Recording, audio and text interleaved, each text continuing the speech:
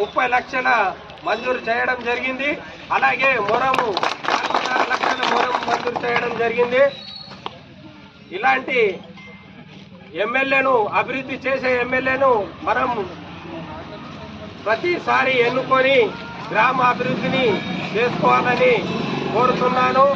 అలాగే మాటి మాటికి మొగ గ్రామంలో భారీ ఎత్తున టీఆర్ఎస్ పార్టీలో జాయిన్ చేశానని హనుమంత్ షిండే చెప్పడం జరుగుతుంది.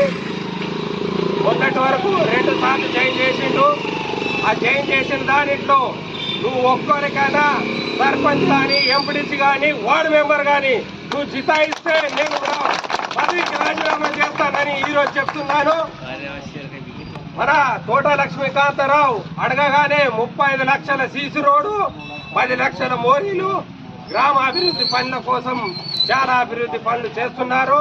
దానికి మేము ఎమ్మెల్యే గారికి, మేము మా పార్టీ నాయకులు, గ్రామస్తులు అందరూ మేము ఎమ్మెల్యే గారి తోట లక్ష్మీకాంతారావు గారి వెనుక ఉంటామని నా మనవి చేసుకుంటాను. ధన్యవాదాలు.